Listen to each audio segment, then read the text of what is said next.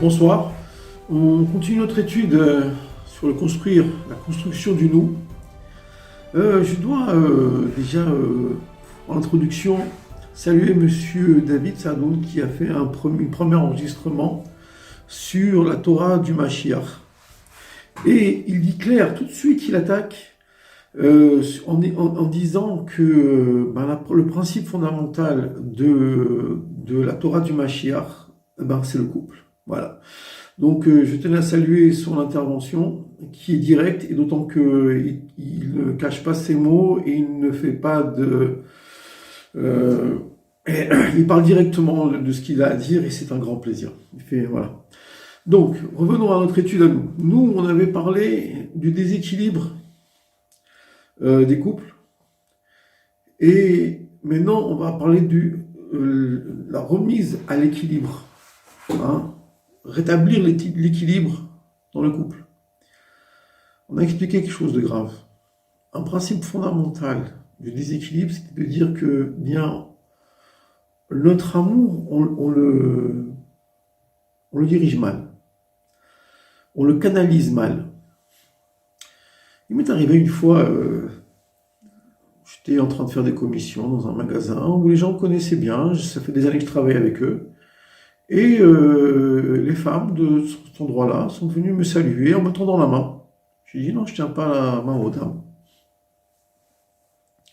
Ça a eu le mérite de vexer tout le monde. Et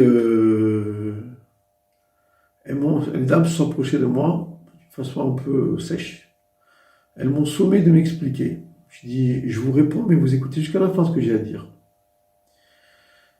Alors... quand vous venez au magasin pour travailler le matin, vous faites la bise à Jean-Paul, à Jean-Pierre, à Jean-Patrick, à Jean-Némar. Faites le tour de tous les gens de la société. Arrive le soir. Vous n'avez plus besoin, vous n'avez plus le goût pour votre époux, parce que vous avez déjà dépensé votre énergie. Elles ont baissé les yeux, elles ont fait demi-tour, elles sont parties. Voilà. Donc, en vérité... on a une loi, chez nous, qui nous parle ce qu'on appelle Shomer Negia. Je leur ai expliqué, j'ai dit, moi, j'embrasse ma mère, ma fille, mais ma femme, d'abord. Elles ont baissé les yeux, elles sont parties.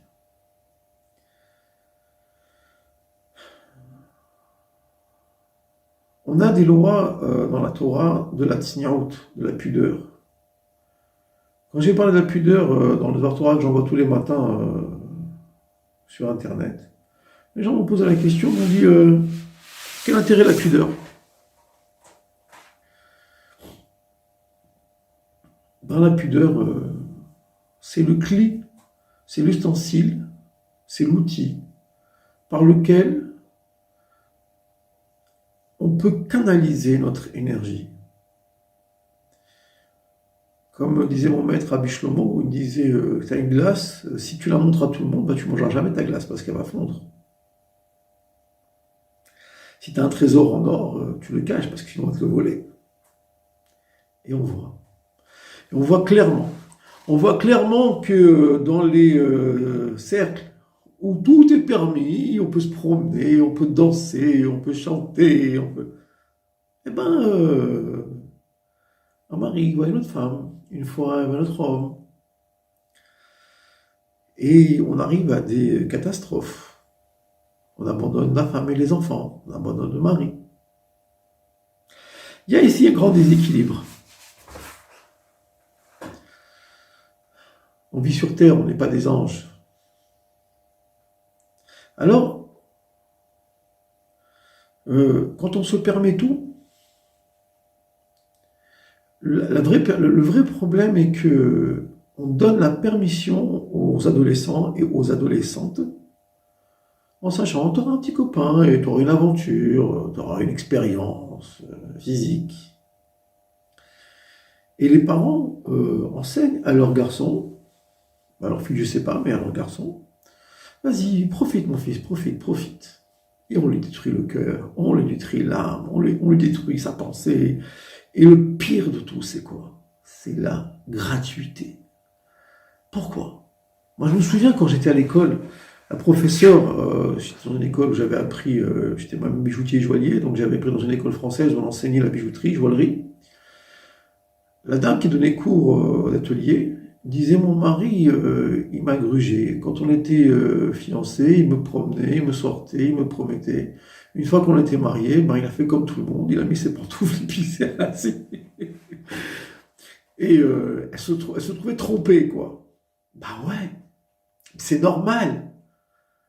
Au début, ben, t'es avec la demoiselle, parce que quand on fait tout ce qu'on a envie de faire, et qu'on se permet tout ce qu'on a envie de se permettre, après, on rentre à la maison, on va dormir au chaud, on n'a pas à payer le loyer, on n'a pas à faire le manger, on n'a pas à s'occuper des enfants, faire les devoirs, on n'a pas les courses à faire, on n'a pas toutes ces choses-là à payer, on n'a pas les impôts.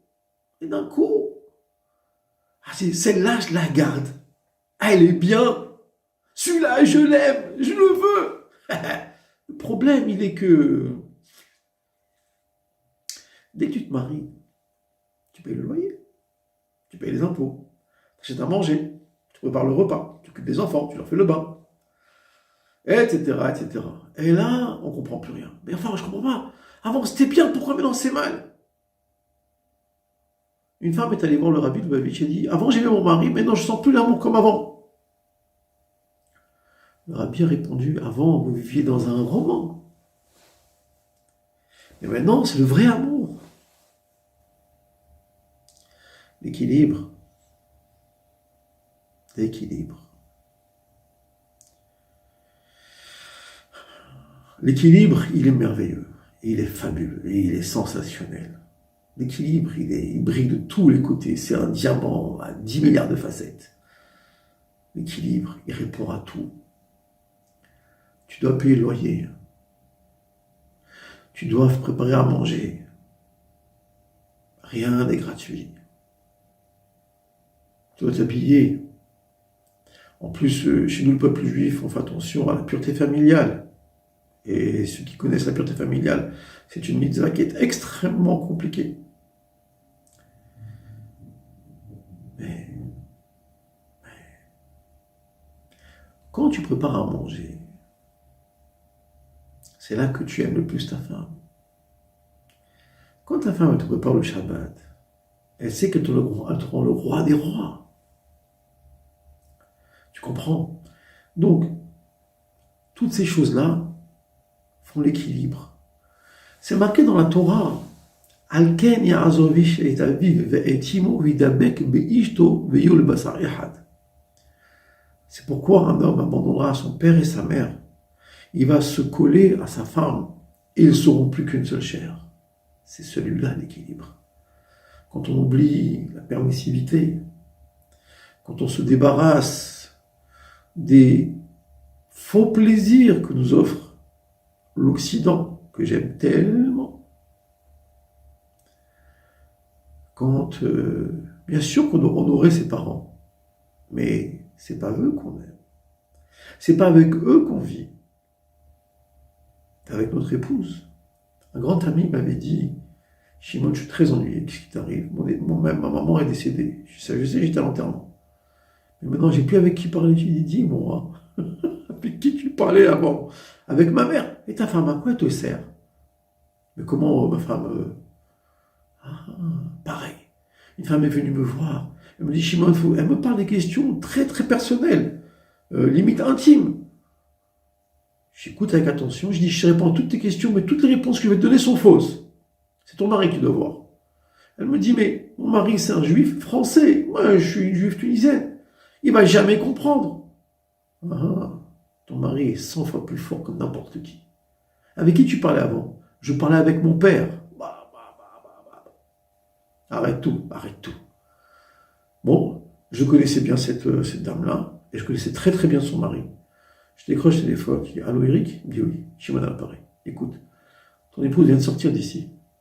Voilà les questions qu'elle m'a posées. J'ai répondu que je ne savais pas répondre parce que je ne sais pas répondre. Mais voilà les questions qu'elle a et voilà ce qu'elle attend. Je sais que tu es intelligent, tu comprends très bien et que tu n'as pas tombé jaloux que ta femme est venue me voir. Maintenant, il faut que tu répondes à ta femme. Dis, c'est ton père super Shimon. Je ne savais pas par mon passé, maintenant j'ai le pétard, j'ai l'ouverture.